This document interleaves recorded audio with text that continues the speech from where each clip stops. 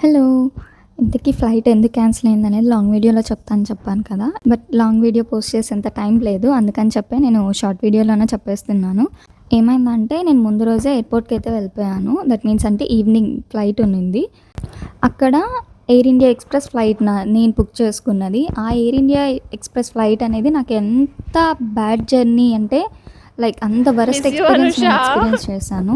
నేను ముందే బుక్ చేసుకున్నా కూడా వాళ్ళు నా టికెట్స్ అనేటివి హోల్డ్‌లో పెట్టి వాళ్ళు అప్పటికప్పుడు వచ్చిన వాళ్ళని ఎక్కువ ప్రైస్‌కి అమ్ముకున్నారు. సో, నాకు అండ్ నా పక్కన ఉన్న నా ఫ్రెండ్‌కి కూడా సేమ్ ఇలాగే జరిగింది. సో, ఇద్దరం సేమ్ ఫ్లైట్ కాబట్టి తనొచ్చేసి నేనైతే ఫస్ట్ ఇంక భయంతో ఓకే అని చెప్పాను. బట్ తనుండి మా ఫ్రెండ్ లేదు మనం అడగాలి గట్టిగా అడిగితేనే లేకపోతే వాళ్ళు మనకి నెక్స్ట్ ఫ్లైట్ అనేది ప్రొవైడ్ చేయరు. అండ్ ఎప్పుడుంటదో కూడా మనకు తెలీదు. మనకి ఇబ్బంది అయిద్ది అని చెప్పనేసి తను గట్టిగా ఫైట్ చేసి తనకి సపోర్ట్‌గా నేను నిలబడినా. అప్పుడు వాళ్ళు అకామిడేషన్ ఇచ్చారు. ఫస్ట్ 2 టైమ్స్ మా దగ్గరకొచ్చినప్పుడు సేమ్ ఇంకా అదే చెప్పారు. లేదు మేమైతే మాకి ఫ్లైట్స్ అయితే అవైలబుల్ లేవు. ఫ్లైట్ క్యాన్సిల్ అవుతుంది అని మీకు తెలిసినప్పుడు మీరు ముందే మాకు ఇన్ఫర్మేషన్ ఇవ్వాలి. మీరు ఇన్ఫర్మేషన్ ఇవ్వకుండా ఇప్పటికిప్పుడు ఇలా చేస్తే ఎలా అని చెప్పి మేము కూడా గట్టిగా అడిగాం. గట్టిగా అడిగినందువల్లనే వాళ్ళు మాకి అకామిడేషన్ ఇచ్చి అండ్ నెక్స్ట్ డే ఫ్లైట్ కూడా ప్రొవైడ్ చేశారు. లేదంటే చాలా టఫ్ అయిద్ది. బాయ్ మీరు రోయ్. కూడా ఎయిర్‌పోర్ట్‌కెళ్ళే ముందు ఒకటికి 10 సార్లు చెక్ బాయ్ చేసుకోండి.